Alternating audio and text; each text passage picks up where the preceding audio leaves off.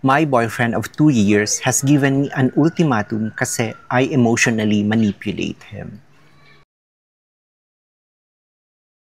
I have been dating my boyfriend for 2 years now and he is my best friend all in one. Actually, nagli-live-in na kami. Nag-rent kami ng apartment at my pet cat. Lately, lagi kami nagtatalo at pare-pareho na lang ang pinag-aawayan namin. At dahil ito sa iisang bagay. He gets really upset when I emotionally manipulate him to do something I want him to do. For example, kapag ayaw niyang gawin ang isang bagay na pinapagawa ko sa kanya sa araw na yon dahil pagod siya, I will make him feel bad for not doing it at pinapakita ko talaga sa kanya how much of an inconvenience it is to me and eventually, he would just do it para wala nang gulo. He told me that sometimes he wanted to go to a certain place or do some activities that he likes pero wag na lang daw just to avoid an argument. Noong sinabi niya sa akin yon, I got heartbroken and upset na ganun ko pala siya tinatrato.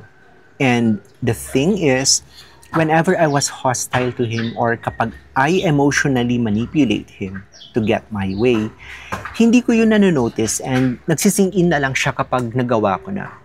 To be honest, nagigilty ako kapag nangyayari yon. And usually, it would be too late. I had to apologize hard and tell him that it did not come from a malicious intent. But in my honest opinion, hindi na rin nagmamatter ang intention if the behavior was habitual. Ang na-notice ko sa dynamics naming dalawa ng boyfriend ko is that if things don't go my way, my world is rocked. For him, he kinda just goes with the flow. And I guess kaya siguro ganun na lumalabas na I had the tendency to emotionally manipulate him to get my way kasi I am so attached and passionate to the outcome of having my way.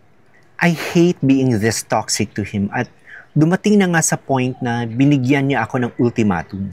Ang sabi niya, kapag gagawin ko uli yun, makikipag-break na siya sa akin. Pero how do I stop emotionally manipulating him? Ayoko siyang mawala dahil yung ibang aspects naman ng relationship namin ay seemingly perfect naman.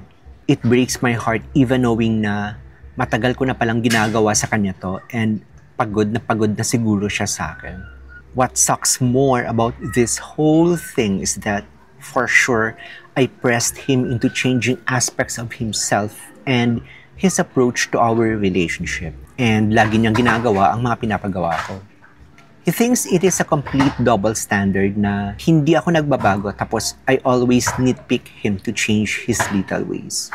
I am currently seeing a therapist pero hindi ko pa nasasabi sa kanya ang situation namin na ganito. Pero believe me when I say, I am planning to focus on changing myself from now on. Ayokong mawala ang taong nagbigay ng mahabang pasensya sa ugali ko pero mahirap din baguhin ang nakasanayan na ugali ko.